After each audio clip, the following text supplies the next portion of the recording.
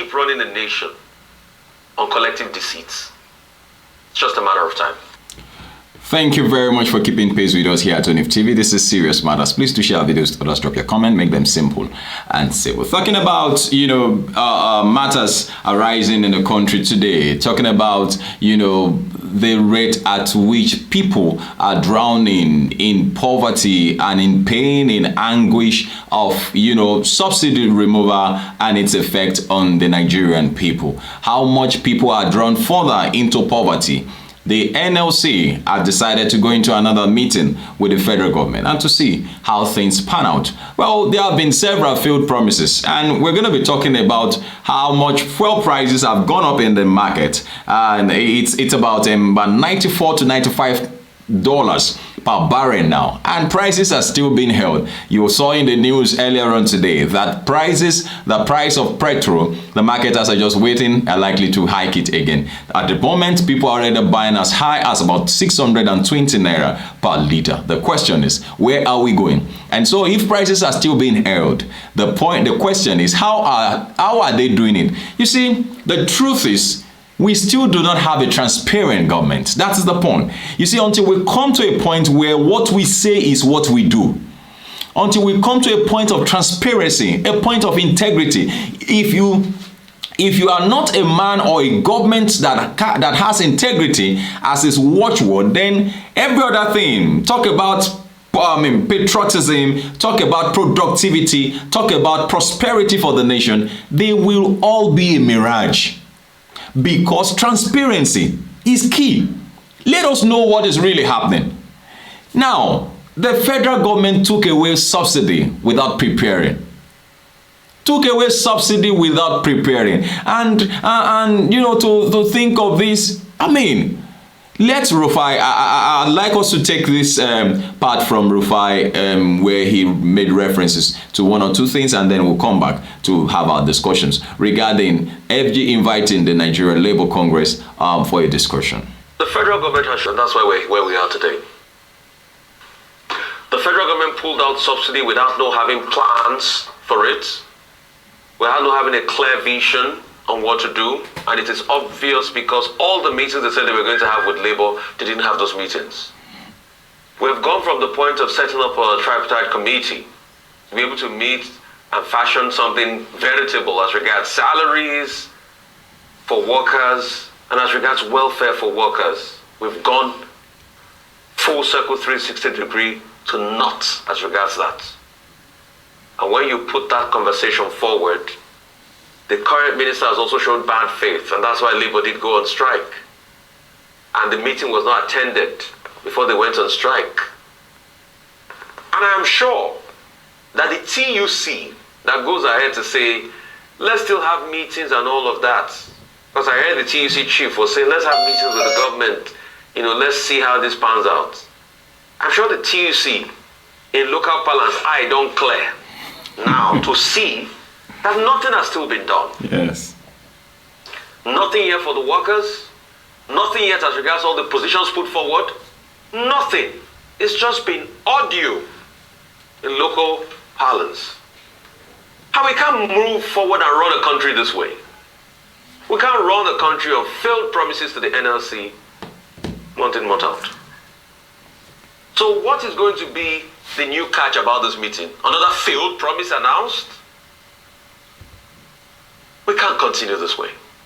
And it is sad that Labour has to be taken through this.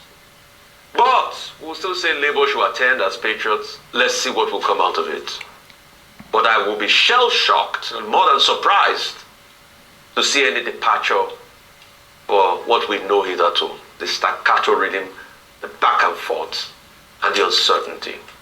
I keep repeating, we cannot run a country this way. At a time now, the petrol price has gone up to $94, around $95 per barrel. But we are still holding prices. That means we are doing something, we are paying subsidy or under recovery. We can't keep running the nation on collective deceits. It's just a matter of time. Sincerely speaking, we can't keep running a country of deceits, a government of deceits, deceiving ourselves. For how long will we deceive ourselves? Or for how long? Let's build Nigeria now. Let's build Nigeria. Let's build this nation and let's stop deceiving ourselves. The countries you run to, they built those nations. They sacrificed, especially their leaders. Unfortunately, in this side of the world, on this side of this part of the world, it is the people that are bent or are made to sacrifice. Who does that? No, who does that? You can see what mess your palliative is causing. Look at the mess your palliative is causing. Rice, a cup of rice for the subsidy you removed. This is not good enough. Look at what happened in Ondo State.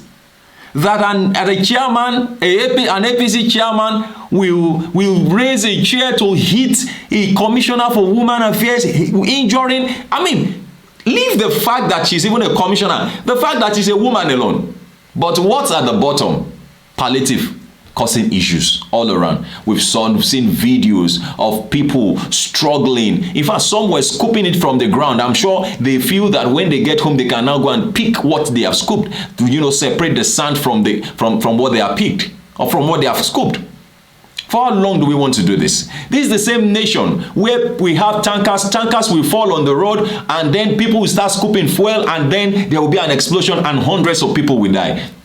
These things have happened again and again. But you can't blame the people. There is poverty in the land. There is poverty in the land. There's poverty in the land. These are things that some people are supposed to be talking about. They are talking about who won the election and one person, this person, that person, that person. Whoever it is that whoever is talking about, these are people who are just going about their daily business, their businesses, and they are not even concerned about what is. I mean, that is it. Let's build this nation.